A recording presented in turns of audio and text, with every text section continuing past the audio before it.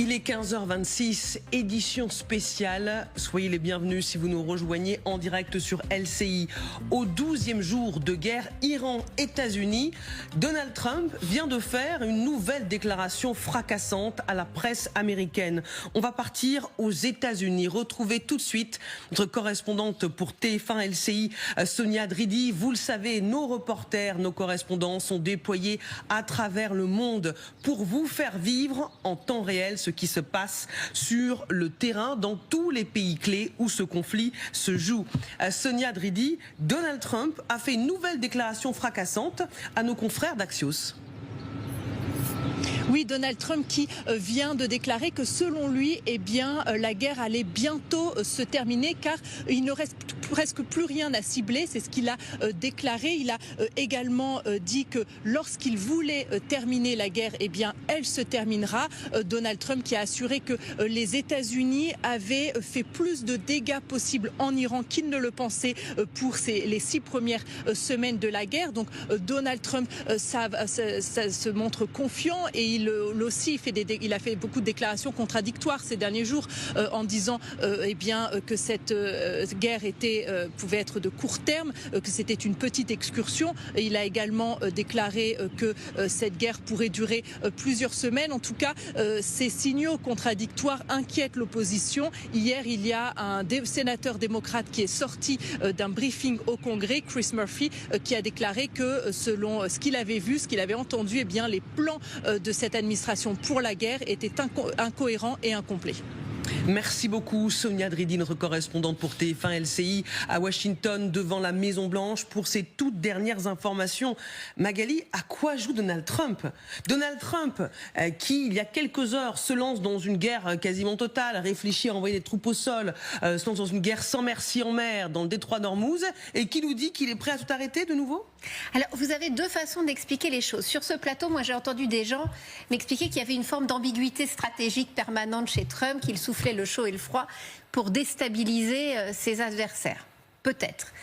Il y a une autre version qui serait moins optimiste, à mon avis, c'est de se dire qu'en fait, les Américains n'ont pas vraiment anticipé le coup d'après et se sont lancés dans ces frappes en Iran sans avoir une vision très claire des objectifs à poursuivre, en se disant qu'ils verraient bien comment l'Iran réagissait. Et on voit que l'Iran a quand même une capacité de nuisance sur l'économie internationale qui est absolument énorme, et que Donald Trump, ayant le nez sur les marchés et en effet les cours de bourse, le prix du baril de pétrole, commence en effet à en prendre conscience. Donc il y a 2 jours cette conférence de presse où il a cherché justement à faire retomber la pression lorsque le baril était monté à $120. Ça a plutôt fonctionné. Là, il recommence. Et puis, cette déclaration, en effet, comme le disait Sonia, ça répond aussi à cette réunion et ces déclarations de ces élus démocrates qui ont été briefés par la Maison-Blanche et qui sont sortis, dont Chris Murphy, dont parlait Sonia Dridi, effarés justement de l'état d'impréparation des Américains et le fait qu'il n'y avait pas de direction claire. Or, ce que là répond Donald Trump, c'est pas du tout. Si je veux que ça s'arrête demain. Et d'ailleurs, on est en avance sur nos objectifs de guerre. S'il était vraiment autant en avance, alors où sont les stocks d'uranium enrichis? Comment se fait-il que le détroit d'Ormuz soit encore bloqué? Et puis on a aussi entendu un Donald Trump il y a quelques heures être manifestement très énervé de la nomination de Mojtaba Khamenei, le fils du guide suprême à la plus haute, à ce plus haut poste, en disant moi je veux un droit de regard. Donc tout ça donne une impression quand même de flou. Un moment, il nous dit que tout va bien et que tout se passe très bien, et de l'autre, il envisage des troupes au sol.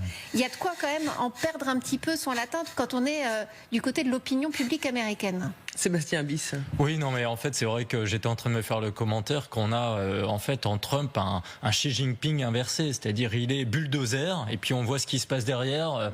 Je vais casser des choses et puis s'il faut arrêter, j'arrête. Je suis hyper dans la déclaration zapping au jour le jour. Là où Xi Jinping et la Chine, en fait, marquent des points sur la scène internationale en ayant une froideur à toute épreuve, un discours plutôt d'apaisement général et en fait en marquant des pions et des points sur le terrain économique, commercial, logistique, industriel, etc. Ce qui est dans la rivalité sino-états-unienne, en fait, une mauvaise stratégie a priori pour Trump, puisqu'il veut contenir la montée en puissance chinoise, mais la Chine est en fait la grande gagnante dans ce monde post-Covid, parce que à côté de cela, il y a des bulldozers qui foncent tête baissée, à chaud, dans l'émotion, dans le présentisme. Chaque jour est un agenda stratégique différent, et on a du mal, en effet, comme disait Magali, à savoir finalement est-ce que Trump est un bon négociateur et sait faire avancer ses points, ou au contraire, sa stratégie, c'est toujours faire tapis sur table, et puis on voit ce que ça donne, tout le monde doit dévoiler son jeu, et puis le lendemain, on joue un autre jeu. Pendant ce temps-là, il y a des acteurs sur la scène internationale qui ont un jeu beaucoup plus froid. La Chine, mais on pourrait reparler de la Russie qui a quand même proposé son pétrole à l'Europe pour soutenir nos économies, ce qui manque pas quand même de piquant par rapport aux événements qu'on vit depuis quelques mois. Et puis sa médiation aussi, il a proposé Poutine et Trump a dit occupe-toi pour l'instant de tes affaires plutôt que de te mêler de ça. Général Norlin, comment vous analysez ces propos, ces volte-face dans le langage, parce qu'on ne sait pas ce qui se prépare en coulisses, hein, et c'est peut-être le brouillard de la guerre, comme on dit souvent.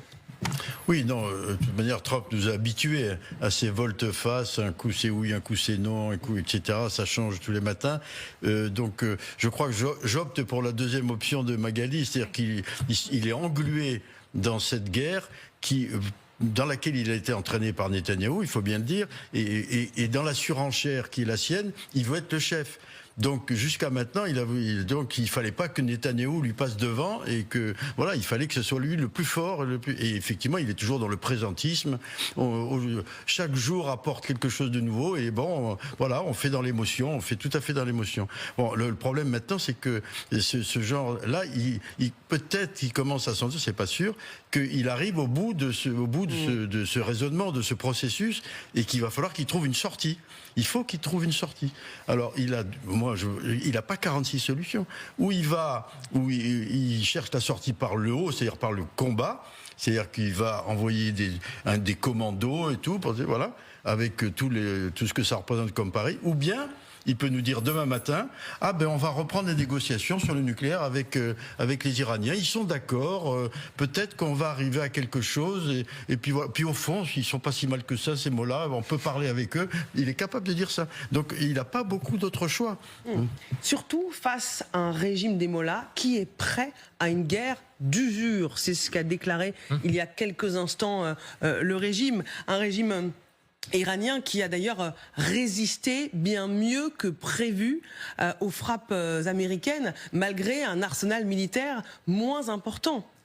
Oui, parce que contrairement à Trump, eux, ils étaient préparés de longue date. Dès les premiers jours, au fait, de l'avènement de la République islamique, c'était déjà dans le discours de Khomeini, cet anti-occidentalisme, ce mort à l'Amérique, mort à Israël. C'était pas juste des slogans, ils s'y préparaient.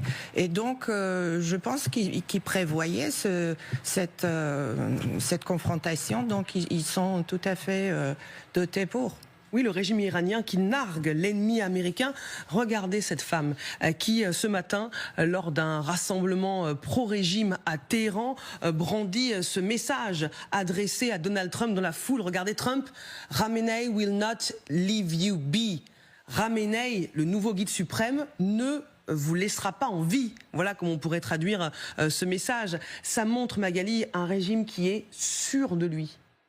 En tous les cas, non, qui veut donner cette impression, moi je dirais. Et en fait, les images que l'on voit, c'est justement pour donner cette impression qu'ils sont capables, en effet, de faire cette démonstration de force, de menacer Donald Trump, d'avoir encore ces soutiens du régime qui sont capables de se masser sur cette place de Téhéran. C'est un message envoyé à l'intérieur, ces images pour dire le régime tient et tient bon. Et ce sont des images qui sont destinées à l'extérieur en disant il n'y aura pas de changement de régime. Vous voyez que nous sommes parfaitement capables encore de rassembler ces foules, même si, soyons honnêtes, il est possible que ces gens-là aient été aussi envoyés, n'aient pas eu forcément tous les choix.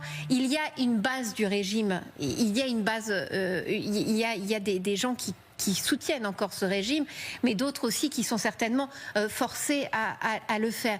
Mais il est certain qu'aujourd'hui, l'Iran veut faire se passer ce message que tout se déroule exactement selon son plan. C'est-à-dire, oui, il savait que le guide Khamenei était dans le viseur et qu'il était potentiellement une cible, mais il avait prévu sa succession, et sa succession finalement s'est déroulée, même si on n'a quand même pas vu Mojtaba Khamenei depuis qu'il a été soi-disant nommé guide suprême. Mais c'est cette idée-là, c'est cette idée qu'en effet tout a été prévu, et là vous avez par exemple une déclaration quand même toujours aussi intéressante des Iraniens qui font ce chantage permanent sur le détroit d'Ormuz et qui dit « l'Iran annonce que tout pays arabe ou européen qui expulsera les ambassadeurs israéliens ou américains se verra garantir un droit de passage à Ormuz ». C'est-à-dire que vous